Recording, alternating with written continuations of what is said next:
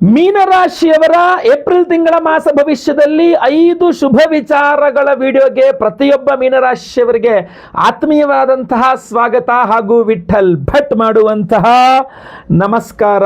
ವೀಕ್ಷಕರೇ, ಮೀನರಾಶಿಯವರಿಗೆ ಏಪ್ರಿಲ್ ತಿಂಗಳಿಗೆ ಏನು ಸಮಸ್ಯೆಗಳಾಗುತ್ತೆ ಅನ್ನುವಂಥದ್ದು ಎಚ್ಚರಿಕೆ ವಿಡಿಯೋ ನಂದು ಕೊಟ್ಟಿದ್ದೇನೆ. ಇದು ಏನೇನು ಒಳ್ಳೆಯದಾಗುತ್ತೆ ಅನ್ನುವಂಥ ವಿಡಿಯೋ.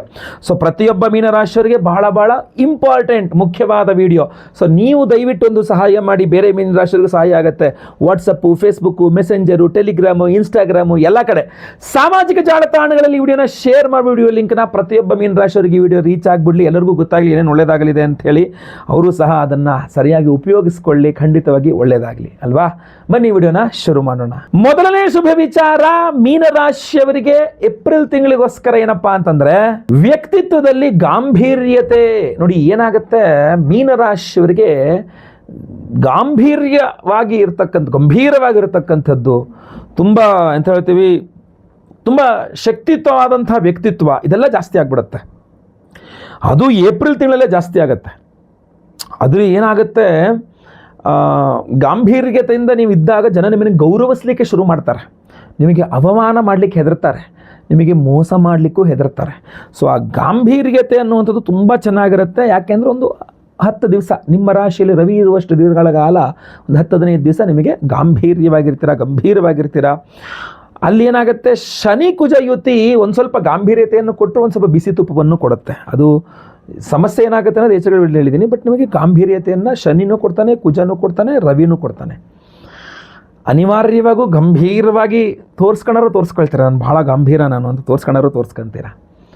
ಬಟ್ ಅದು ಚೆನ್ನಾಗಿ ಕೆಲಸ ಮಾಡಬೇಕು ಅಂದರೆ ನಾಗಾನುಗ್ರಹ ಆಗಬೇಕು, ಕಾಳಸರ್ಪ ದೋಷ ಪರಿಹಾರವಾಗಬೇಕು. ಅದಕ್ಕೆ ನಾವು ಪರಿಹಾರ ಮಾಡ್ತಿದ್ದೇವೆ. ವಿಡಿಯೋ ಎಂಡ್ ತನಕ ನೋಡಿ, ಎಂಡಲ್ಲಿ ತಿಳಿಸ್ತೇನೆ. ಎರಡನೇ ಶುಭ ವಿಚಾರ ಮೀನರಾಶಿಯವರಿಗೆ ಏಪ್ರಿಲ್ ತಿಂಗಳಿಗೋಸ್ಕರ ಏನಪ್ಪಾ ಅಂತಂದ್ರೆ ಹಣಕಾಸಿನ ವಿಚಾರದಲ್ಲಿ ಸುಧಾರಣೆ ಆಗಲಿದೆ ಅಂತ ಕಂಡು ಬರ್ತಾ ಇದೆ. ಇಲ್ಲಿ ಯಾವ ರೀತಿಯಲ್ಲಿ ಸುಧಾರಣೆ, ನಿಮ್ಮ ಹತ್ರ ಇರುವ ದುಡ್ಡೇ ವೃದ್ಧಿ ಆಗುತ್ತಾ ಅನ್ನೋದಕ್ಕಿಂತನೂ ನನಗಿಲ್ಲಿ ಕಾಣ್ತಾ ಇರೋದು ಏನಂದ್ರೆ ಸಾಲಗಳು ಸಿಗುತ್ತೆ. ನಿಮಗೆ ತುಂಬ ಚೆನ್ನಾಗಿ ಸಾಲ ಸಿಗುತ್ತೆ. ನಿಮಗೆ ಎಷ್ಟು ಬೇಕಾದ್ರೂ ಸಾಲ ಸಿಗುತ್ತೆ, ಎಷ್ಟು ಬೇಕಾದರೂ ಸಾಲ ಅಷ್ಟು ನಿಮಗೆ ಸಿಗುವಂಥ ಯೋಗ ಫಲಗಳೇ ಏಪ್ರಿಲ್ ತಿಂಗಳಲ್ಲಿ 3 ಹಾಗೂ 4ನೇ ವಾರದಲ್ಲಿದೆ. ಏಪ್ರಿಲ್ ತಿಂಗಳ ಮೊದಲ ಹಾಗೂ 2ನೇ ವಾರದಲ್ಲಿ ಸಾಲ ಮಾಡಬೇಕಾ, ಎಷ್ಟು ಮಾಡಬೇಕು, ಏನು ಮಾಡಬೇಕು ಅನ್ನೋದನ್ನು ನೀವು ಫೈನಲೈಸ್ ಮಾಡ್ಕೊಂಡ್ರೆ ಏಪ್ರಿಲ್ ತಿಂಗಳ 3 ಹಾಗೂ 4ನೇ ವಾರದಲ್ಲಿ ನಿಮ್ಮ ಕೈ ಸಾಲ ಸ್ಯಾಂಕ್ಷನ್ ಆಗಿ ನಿಮ್ಮ ಕೈ ದುಡ್ಡು ಬಂದುಬಿಡುತ್ತೆ, ನಿಮ್ಮ ಅಕೌಂಟಿಗೆ ಅಥವಾ ದುಡ್ಡು ಬಂದುಬಿಡುತ್ತೆ. ಆದರೆ ಒಂದು ಅನಾವಶ್ಯಕ ಸಾಲಗಳು ಮಾಡಬೇಡಿ, ಅನಾವಶ್ಯಕ ಸಾಲಗಳ ವಿಚಾರದಲ್ಲಿ ಹೋಗಲೇಬೇಡಿ. ಅದು ಸಾಲ ತಗೊಳ್ಳೋ ವಿಚಾರ ಇರ್ಬೋದು, ಸಾಲ ಕೊಡೋ ವಿಚಾರ ಇರ್ಬೋದು, ಸಾಲ ಕೊಡಿಸೋ ವಿಚಾರ ಇರ್ಬೋದು. ಇದು 3 ಸಹ ಜಾಸ್ತಿ ಇದೆ, ಪವರ್ಫುಲ್ ಆಗಿದೆ. ಬಟ್ ನಿಮ್ಮ ಕಂಟ್ರೋಲಲ್ಲಿ ನೀವಿದ್ದರೆ ಏನೂ ಸಮಸ್ಯೆ ಆಗಲಿಕ್ಕಿಲ್ಲ ಅಂತ. ಸಾಲ ಇನ್ನೊಬ್ರಿಗೆ ಕೊಡೋದು ಸಾಧ್ಯತೆ ಜಾಸ್ತಿ ಇದೆ ನೀವು, ಸೊ ಅದನ್ನು ಮಾಡೋಕ್ಕೆ ಹೋಗಬೇಡಿ ಅಂತ ಹೇಳ್ತೀನಿ ನಾನು. ಬಟ್ ಹಣಕಾಸಿನ ವಿಚಾರದಲ್ಲಿ ಸಾಲ ತುಂಬ ಚೆನ್ನಾಗಿ ಬಂದುಬಿಡುತ್ತೆ, ಅದರಿಂದ ಸುಧಾರಣೆ ಆಗಿಬಿಡುತ್ತೆ. ಆಮೇಲೆ ಇನ್ನೊಂದು ಹೇಳ್ತೀನಿ, ನೀವು ಆಲ್ರೆಡಿ ಕೊಟ್ಬಿಟ್ಟಿದ್ದೀರಾ, ವಾಪಸ್ ಬರ್ತಾ ಇಲ್ಲ ಅಂದರೆ ನೀವು ಸರಿಯಾಗಿ ಗಟ್ಟಿಯಾಗಿ ಕೂತ್ಕೊಂಡ್ರೆ ಏಪ್ರಿಲ್ ತಿಂಗಳಲ್ಲಿ ನಿಮಗೆ ಬರಬೇಕಾದ ದುಡ್ಡೆಲ್ಲ ಬಂದುಬಿಡುತ್ತೆ, ಅಲ್ಲೇ ನಿಮಗೆ ಆರ್ಥಿಕ ಸುಧಾರಣೆ ಆಗಿಬಿಡುತ್ತೆ. ಸೊ ಏನು ಯೋಚನೆ ಮಾಡೋ ಅವಶ್ಯಕತೆ ಇಲ್ಲ. ಇನ್ಕಮ್ ಸ್ಟೆಬಿಲಿಟಿ ಅನ್ನೋಂಥದ್ದು ತುಂಬ ಚೆನ್ನಾಗಿರುತ್ತೆ, ತುಂಬ ಚೆನ್ನಾಗಿರುತ್ತೆ. ಅದು ಕಾಳಸರ್ಪ ಯೋಗ ದೋಷದಿಂದಾಗಿ ಅದು ಕಟ್ಟು ಆಗ್ಬೋದು, ಅದಕ್ಕೇನು ತೊಂದರೆ ಇಲ್ಲ. ನೀವು ಕಾಳಸರ್ಪ ದೋಷ ಪರಿಹಾರ ಶಾಂತಿ ನಾವು ಮಾಡ್ತಾ ಇದ್ದೇವೆ, ನೀವು ಸಂಕಲ್ಪ ಕೊಟ್ಕೊಂಡು ಅದನ್ನು ಪರಿಹಾರ ಮಾಡ್ಕೊಳ್ಳಿ, ಪ್ರಸಾದ ಧಾರಣೆ ಮಾಡ್ಕೊಳ್ಳಿ, ಒಳ್ಳೆಯದಾಗುತ್ತೆ. ವಿಡಿಯೋ ಎಂಡಲ್ಲಿ ಹೇಳ್ತೀನಿ ಅದ್ರ ಬಗ್ಗೆ. ಮೂರನೇ ಶುಭ ವಿಚಾರ ಮೀನರಾಶಿಯವರಿಗೆ ಏಪ್ರಿಲ್ ತಿಂಗಳಿಗೋಸ್ಕರ ಏನಪ್ಪಾ ಅಂತಂದ್ರೆ ಮನೆ ವಿಚಾರಗಳಲ್ಲಿ, ಕುಟುಂಬದ ವಿಚಾರಗಳಲ್ಲಿ ಕೆಲವಿಷ್ಟು ಸುಧಾರಣೆಗಳನ್ನು ಕಾಣಬಹುದು ಅಂತ. ಏನಾಗುತ್ತೆ, ಹಿರಿಯರ ಸಪೋರ್ಟ್ ಬೇಕು ಮನೆಯಲ್ಲಿ. ನಮ್ಮ ಮನೇಲಿ ನಮ್ಮ ದೊಡ್ಡವರೇ ಒಬ್ಬರು ಸಪೋರ್ಟ್ ಮಾಡಲ್ಲ ಗುರುಗಳೇ, ನಮ್ಮ ಮನೆಯವರೇ ನಂಗೆ ಸಪೋರ್ಟ್ ಮಾಡಲ್ಲ, ಇನ್ಯಾರ ಹತ್ರ ಕೇಳಿ ಅಂತ ಇರ್ತಾರಲ್ಲ ಕೆಲವರು, ಆ ಥರ ಇರಲ್ಲ. ನಿಮ್ಮ ಮನೆಯಲ್ಲಿ ಹಿರಿಯರಿರಬಹುದು, ಕಿರಿಯರಿರಬಹುದು, ನಿಮ್ಮ ಒಡಹುಟ್ಟಿದವರು ಇರಬಹುದು, ಎಲ್ಲರದ್ದು ಸಪೋರ್ಟ್ ಸಿಗುತ್ತೆ. ಸ್ವಲ್ಪ ಕುಟುಂಬದಲ್ಲಿ ಸುಧಾರಣೆ ಆಗುತ್ತೆ, ಮನೆಯಲ್ಲಿ ಸುಧಾರಣೆ ಆಗುತ್ತೆ, ಸಪೋರ್ಟ್ ತುಂಬ ಚೆನ್ನಾಗಿ ಸಿಗುತ್ತೆ. ಅದು ನಿಮಗೆ ತುಂಬ ಅನುಕೂಲಕರವಾದಂತಹ ಕೆಲವಿಷ್ಟು ವಿಚಾರಗಳು ಹೌದು, ಆಯ್ತಲ್ವಾ. ತುಂಬ ನಿಮಗೆ ಸ್ವಲ್ಪ ಅಲ್ಲಿ ಕೆಲವಿಷ್ಟು ಗ್ರಹಗಳ ಸಮಸ್ಯೆ ಇದೆ, ಅದಕ್ಕೆ ನಾವು ಪರಿಹಾರ ಮಾಡ್ತಾ ಇದ್ದೇವೆ.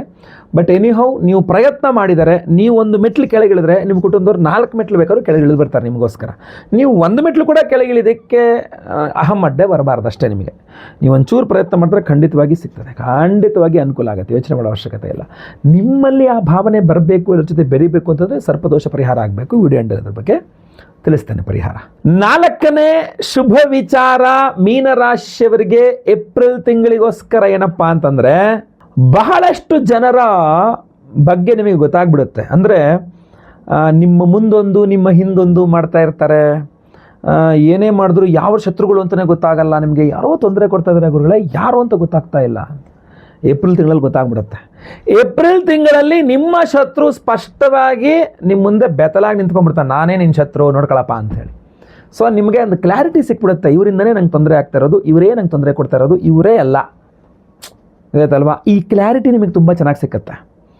ಜೊತೆಗೆ ಶತ್ರುವಿನ ಬಲ ನಿಮಗೆ ಗೊತ್ತಾಗ್ಬಿಡ್ತವ್ರು, ಎಷ್ಟು ಬಲವಂತರು, ನಾನು ಏನು ಮಾಡಬೇಕು, ಏನು ಮಾಡಬಾರದು, ಹೇಗೆ ನಡ್ಕೊಳ್ಬೇಕು, ಈ ಕ್ಲಾರಿಟಿ ತುಂಬ ಚೆನ್ನಾಗಿ ಸಿಕ್ಬಿಡುತ್ತೆ. ಯಾವಾಗೂ ಮನುಷ್ಯನಿಗೆ ಕ್ಲಾರಿಟಿ ಬೇಕಾಗಿರೋದು, ಅದು ಸಿಗುತ್ತೆ ನಿಮಗೆ, ಅದು ಬಹಳ ಇಂಪಾರ್ಟೆಂಟ್. ಜೊತೆಗೆ ಒಂದು ಪರಿವರ್ತನಾ ಯೋಗ ಇದೆ.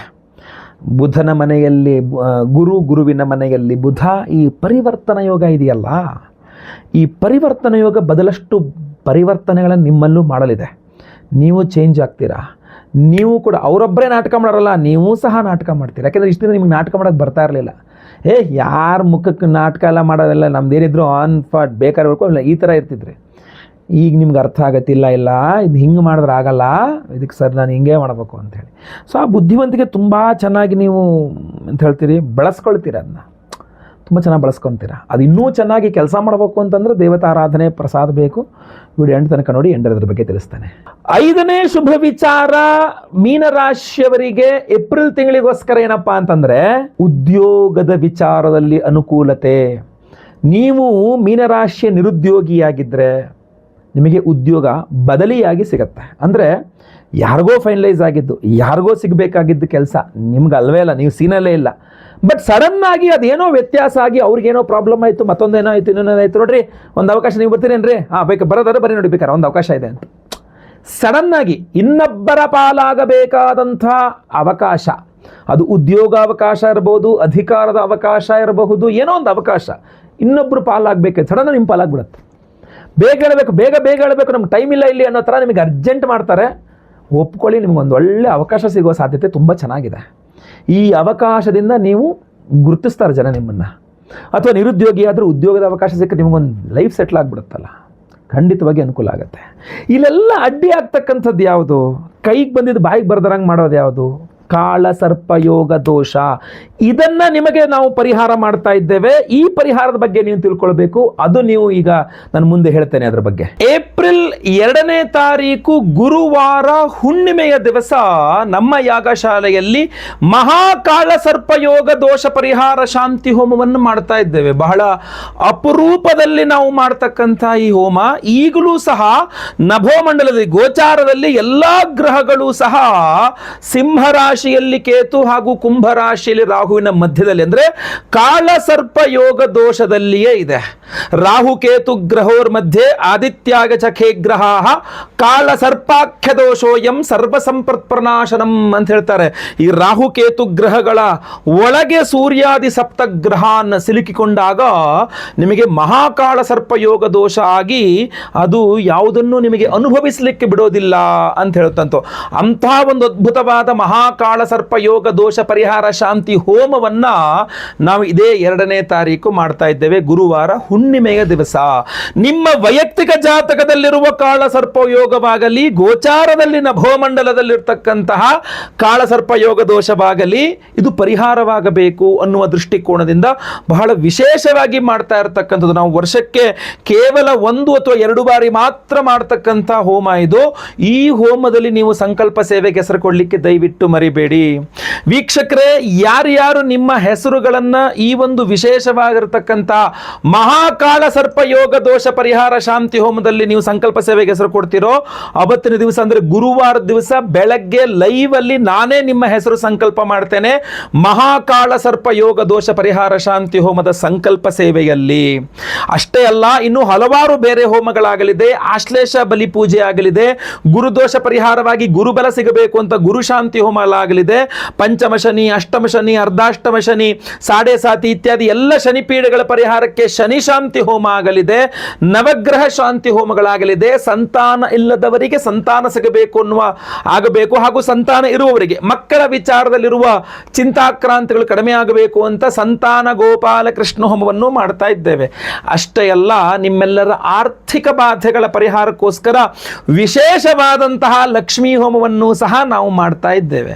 ಸೊ ಇಷ್ಟೆಲ್ಲ ಹೋಮಗಳು ವಿಶೇಷವಾಗಿ ಮಹಾಕಾಳ ಸರ್ಪ ಯೋಗ ದೋಷ ಪರಿಹಾರ ಶಾಂತಿ ಹೋಮ. ಅಷ್ಟೇ ಅಲ್ಲ, ರವಿಗ್ರಹ ಪರಮೋಚ್ಚ ಸ್ಥಿತಿಯಲ್ಲಿರೋದ್ರಿಂದ ರವಿಯ ಆರಾಧನೆಯ ಪ್ರಾಮುಖ್ಯತೆ ಇರ್ತದೆ. ಸೊ ರವಿ ಶಾಂತಿ ಹೋಮವನ್ನು ಸಹ ನಾವು ಮಾಡ್ತಾ ಇದ್ದೇವೆ. ಈ ಕಾಳ ಸರ್ಪ ಯೋಗ ದೋಷ ಪರಿಹಾರ ಶಾಂತಿ ಹೋಮ ವಿಶೇಷವಾಗಿ ಮಾಡ್ತಾ ಇದ್ದೇವೆ ಅನ್ನಲ್ಲ, ಅದರ ಪ್ರಸಾದ ಸ್ವರೂಪ ಒಂದು ವಿಶೇಷ ಪ್ರಸಾದದ ಬಾಕ್ಸ್ ಅನ್ನು ನಿಮಗೆ ಕಳಿಸ್ಕೊಡ್ತೇವೆ. ಅದರೊಳಗಡೆ ಎಲ್ಲ ಹೋಮಗಳ ಭಸ್ಮ, ನಿಮ್ಮ ಹೆಸರಲ್ಲಿ ಸಂಕಲ್ಪ ಮಾಡಿ ಹೋಮ ಮಾಡೋದು ಭಸ್ಮ ಇರ್ತದಲ್ಲ, ನೀವು ಸಂಕಲ್ಪ ಸೇವೆಗೆ ಕೊಟ್ಟಂತ ಹೋಮದ ಭಸ್ಮವನ್ನೇ ನಿಮಗೆ ಕಳಿಸ್ಕೊಡ್ತಕ್ಕಂಥದ್ದು. ಸೊ ಎಲ್ಲ ಹೋಮಗಳ ಭಸ್ಮ ಇರ್ತದೆ. ಒಂದು ನಾಗಾರಾಧನೆ ಮಾಡ್ತಾ ಇದ್ದೇವೆ, ಸೊ ಅದರಿಂದ ಆಶ್ಲೇಷ ಬಲಿ ಪೂಜೆ ಪ್ರಸಾದ ಅರಿಶಿನವೂ ಸಹ ಇರ್ತದೆ. ಅಷ್ಟೇ ಅಲ್ಲದೆ ವಿಶೇಷವಾಗಿ ನಾಗಿನ್ ಎಂಬ 2 ನಾಗಬಿಂಬಗಳನ್ನ ಕಳಿಸ್ಕೊಡ್ತೇವೆ ನಾವು ನಿಮಗೆ. ಈ 2 ನಾಗಬಿಂಬಗಳು ನಿಮ್ಮ ಕೈ ಸೇರಿದ ನಂತರ ಮರುದಿನ ಬೆಳಗ್ಗೆ ಎದ್ದು ಸ್ನಾನ ಮಾಡಿ ಮನೆ ಹತ್ತಿರದಲ್ಲಿರುವ ಯಾವುದಾದ್ರು ದೇವಸ್ಥಾನಕ್ಕೆ ಹೋಗಿ ಈ 2 ನಾಗಬಿಂಬಗಳನ್ನು ನಿಮ್ಮ ಅಂಗೈಯಲ್ಲಿಟ್ಟುಕೊಂಡು ಒಂದೊಂದು ರೂಪಾಯಿಂದ ಒಂದು 6 ಕಾಯಿನ್, ಅಥವಾ 2 ರೂಪಾಯಿಂದಾದ್ರೂ ಪರವಾಗಿಲ್ಲ, 5 ರೂಪಾಯಿಂದಾದ್ರೂ ಪರವಾಗಿಲ್ಲ, ಒಂದು 6 ಕಾಯಿನ್ ಇದ್ರ ಜೊತೆಗೆ ಇಟ್ಟುಕೊಂಡು ಕೈ ಮುಷ್ಟಿ ಮಾಡಿಕೊಂಡು ಒಂದು 6 ಬಾರಿ ನಿಮ್ಮ ತಲೆಗೆ ಒಂದು ಈ ರೀತಿಯಲ್ಲಿ ನಿವಾಳಿಸಿ, ಪ್ರದಕ್ಷಿಣಾಕಾರವಾಗಿ ನಿವಾಳಿಸಿ ಆ ದಕ್ಷಿಣೆ ಸಹಿತ ಈ 2 ನಾಗಿನ ಸಹಿತ ಆ ದೇವಸ್ಥಾನದ ಹುಂಡಿಯಲ್ಲಿ ಹಾಕ್ಬಿಡಬೇಕು. ಅಲ್ಲಿಗೆ ನಿಮ್ಮ ಸರ್ಪದೋಷಗಳು, ಕಾಳ ಸರ್ಪದೋಷ ಪರಿಹಾರ ಆಗ್ತದೆ. ಯಾಕೆಂದ್ರೆ ನಿಮ್ಮ ಹೆಸರಿನಲ್ಲಿ ಕಾಳ ಸರ್ಪದೋಷ ಪರಿಹಾರ ಶಾಂತಿ ಆಗಿರ್ತದೆ. ನಿಮಗೆ ನಾಗಿನ್ ನಿಮ್ಮ ಕೈಯಲ್ಲಿ ದೇವತಾ ಬಿಂಬಗಳು, ನಾಗಿನ್ ಬಿಂಬಗಳು, ಸರ್ಪ ಬಿಂಬಗಳು ದೇವತಾ ಸಮರ್ಪಣೆ ಆಗಿರ್ತದೆ. ಅಲ್ಲಿಗೆ ಕಾಳ ಸರ್ಪ ದೋಷ ಪರಿಹಾರ. ಅಷ್ಟೇ ಅಲ್ಲ, ನಿಮಗೇನು ಸ್ಕ್ರೀನ್ ಮೇಲೆ ಕಾಣ್ತಾ ಇದ್ದೇವೆ ಕಾಳ ಸರ್ಪ ನಿಯಂತ್ರಕ ಮಣಿ, ಈ ಕಾಳ ಸರ್ಪ ದೋಷ ನಿಯಂತ್ರಕ ಮಣಿಯನ್ನ ಸಹ ನಾವು ನಿಮಗೆ ಸ್ಪೀಡ್ ಪೋಸ್ಟ್ ಮೂಲಕ ಕಳಿಸ್ಕೊಡ್ತಾ ಇದ್ದೇವೆ. ಈ ಮಣಿಯನ್ನ ಪ್ರತಿಯೊಬ್ಬರು ಸಹ ನಿಮ್ಮ ಪಾಕೆಟ್ ಅಲ್ಲಿ ಇಟ್ಕೊಳ್ಬಹುದು, ಕುತ್ತಿಗೆಯಲ್ಲಿ ಬೇಕಾದ್ರೆ ಧಾರಣೆ ಮಾಡಿಕೊಳ್ಳಬಹುದು. ನಿಮಗೆ ಅನುಕೂಲ ಆದ ರೀತಿಯಲ್ಲಿ ಇದನ್ನು ನಿಮ್ಮ ಜೊತೆಗೆ ಇಟ್ಟುಕೊಂಡ್ರೆ ಕಾಳ ಸರ್ಪ ದೋಷ ನಿಯಂತ್ರಣ ಆಗ್ತದೆ, ಕಾಳ ಸರ್ಪ ಯೋಗ ನಿಯಂತ್ರಣ ಆಗ್ತದೆ. ಯಾಕೆಂದ್ರೆ ಕಾಳ ಸರ್ಪ ಯೋಗವನ್ನು ಸಂಪೂರ್ಣ ನಿವಾರಣೆ ಮಾಡಲಿಕ್ಕಾಗಲ್ಲ. We cannot eradicate, we can decrease, ಅದರ ದುಷ್ಪ್ರಭಾವಗಳನ್ನು ಕಡಿಮೆ ಮಾಡಬಹುದು. ಈ ಕಾಳ ಸರ್ಪ ಯೋಗ ನಿಯಂತ್ರಕ ರತ್ನವನ್ನ ನೀವು ಪ್ರತಿಯೊಬ್ಬರು ನಿಮ್ಮಲ್ಲಿ ಇಟ್ಕೊಂಡಿರಿ. ಹಾಗೂ ನಿಮ್ಮ ಕೈಯಾರೆ ನೀವೇ ಸ್ವತಃ ನಾಗಿನ್ ಬಿಂಬಗಳನ್ನ 1 ರೂಪಾಯಿಂದು ಅಥವಾ ಕಾಯಿನ್ಗಳು, ಒಂದು 6 ಕಾಯಿನು ಈ ನಾಗಿನ್ ಬಿಂಬವನ್ನ ಅಂಗೈಯಲ್ಲಿ ಇಟ್ಕೊಂಡು ಒಂದು 6 ಬಾರಿ ನಿಮ್ಮ ತಲೆಗೆ ಹೀಗೆ ನಿವಾಳಿಸಿ ನಿಮ್ಮ ಮನೆಯಲ್ಲಿ ಹತ್ತಿರ ಇರುವ ಯಾವ್ದಾದ್ರು ದೇವಸ್ಥಾನದ ಹುಂಡಿಯಲ್ಲಿ ಇದನ್ನು ಹಾಕಿಬಿಟ್ರೆ ಆಯ್ತು. ಸೊ ಈ ಪ್ರಸಾದದ ಕಿಟ್ ಅನ್ನ ಪ್ರತಿಯೊಬ್ಬ ಸಂಕಲ್ಪ ಸೇವಾಕರ್ತಗಳಿಗೂ ನಾವು ಸ್ಪೀಡ್ ಪೋಸ್ಟ್ ಮೂಲಕ ಕಳಿಸ್ಕೊಡ್ತಾ ಇದ್ದೇವೆ. ಸ್ಕ್ರೀನ್ ಮೇಲೆ ಕಾಣುವಂಥ ನಂಬರ್ಗೆ ನಿಮ್ಮ ಹೆಸರು, ಗೋತ್ರ ಗೊತ್ತಿದ್ರೆ, ನಕ್ಷತ್ರ ಗೊತ್ತಿದ್ರೆ, ರಾಶಿ, ನಿಮ್ಮ ರಾಶಿ ಹಾಗೂ ನಿಮ್ಮ ವಿಳಾಸ ಸ್ಕ್ರೀನ್ ಮೇಲೆ ಕಾಣುವಂಥ ನಂಬರ್ಗೆ ವಾಟ್ಸಪ್ ಮಾಡ್ಕೊಳ್ಳಿ. 2ನೇ ತಾರೀಕು ಬೆಳಗ್ಗೆ ಲೈವ್ ಅಲ್ಲಿ ನಾನೇ ನಿಮ್ಮ ಹೆಸರು ಸಂಕಲ್ಪ ಮಾಡ್ತೇನೆ. ಲೈವ್ ಅಲ್ಲಿ ನಿಮ್ಮ ಹೆಸರು ಸಂಕಲ್ಪ ಆಗೋದು ನೀವು ನೋಡಬಹುದು. ಎಲ್ಲಾ ಮಹಾಕಾಳ ಸರ್ಪ ಯೋಗ ದೋಷ ಪರಿಹಾರ ಶಾಂತಿ ಹೋಮ, ಆಶ್ಲೇಷ ಬರಿ ಪೂಜೆ ಇತ್ಯಾದಿ ಎಲ್ಲಾ ಹೋಮಗಳನ್ನು ನೀವು ಲೈವ್ ನೋಡಬಹುದು. ಹಾಗೂ ಎಲ್ಲಾ ಹೋಮಗಳ ಭಸ್ಮ, ನಾಗಾರಾಧನೆ ಅರಿಶಿನ, ನಿವಾಳಿಸಿ ಹುಂಡಿಯಲ್ಲಿ ಹಾಕಲಿಕ್ಕೆ ನಾಗಿನ್ ಬಿಂಬಗಳು ಹಾಗೂ ವಿಶೇಷವಾದಂತಹ ಈ ಕಾಳ ಸರ್ಪ ನಿಯಂತ್ರಕ ಮಣಿ ನಿಮಗೆ ಸ್ಪೀಡ್ ಪೋಸ್ಟ್ ಮೂಲಕ ನಾವು ಕಳುಹಿಸಿಕೊಡ್ತಾ ಇದ್ದೇವೆ. ತಡ ಮಾಡಬೇಡಿ, ಸ್ಕ್ರೀನ್ ಮೇಲೆ ಕಾಣೋ ನಂಬರ್ಗೆ ನಿಮ್ಮ ವಿವರಗಳನ್ನು ವಾಟ್ಸಪ್ ಮಾಡ್ಕೊಳ್ಳಿ, ಕಾಲ್ ಅಥವಾ ವಾಟ್ಸಪ್ ಮಾಡಿ. ಖಂಡಿತವಾಗಿ ಒಳ್ಳೆಯದಾಗಲಿ. ಪ್ರತಿಯೊಬ್ಬರಿಗೂ ಈ ಮಹಾಕಾಳ ಸರ್ಪ ಯೋಗ ದೋಷ ಪರಿಹಾರ ಶಾಂತಿ ಹೋಮದ ಬಗ್ಗೆ ಗೊತ್ತಾಗಬೇಕು. ದಯವಿಟ್ಟು WhatsApp, Facebook, messenger, Telegram, Instagram ಎಲ್ಲ ಕಡೆ ಸಾಮಾಜಿಕ ಜಾಲತಾಣಗಳಲ್ಲಿ ಈ ವಿಡಿಯೋನ ಶೇರ್ ಮಾಡಲಿಕ್ಕೆ ಮರಿಬೇಡಿ. ನೀವಿನ್ನು ಸಬ್ಸ್ಕ್ರೈಬ್ ಮಾಡ್ಕೊಳ್ಳಿ ನಮ್ಮ ಚಾನಲ್ ಅಂದ್ರೆ ದಯವಿಟ್ಟು ಕೆಳಗಡೆ ಸಬ್ಸ್ಕ್ರೈಬ್ ಅಂತ ಬಟನ್ ಸಬ್ಸ್ಕ್ರೈಬ್ ಮಾಡ್ಕೊಳ್ಳಿ. ಬೆಲ್ ಬಟನ್ ಬರುತ್ತೆ, ಬೆಲ್ ಬಟನ್ ಕ್ಲಿಕ್ ಮಾಡಿ ಆಲ್ ಅಂತ ಮಾಡ್ಲಿಕ್ಕೆ ದಯವಿಟ್ಟು ಮರಿಬೇಡಿ. ಮುಂದಿನ ವಿಡಿಯೋದಲ್ಲಿ ಮತ್ತೆ ಪುನಃ ಸಿಗ್ತಾನೆ. ಎಲ್ಲರಿಗೂ ಸಹ ಒಳ್ಳೆಯದಾಗಲಿ. ಲೋಕ ಸಮಸ್ತ ಸುಖಿನೋ ಭವಂತು. ನಾರಾಯಣ ನಾರಾಯಣ ನಾರಾಯಣ.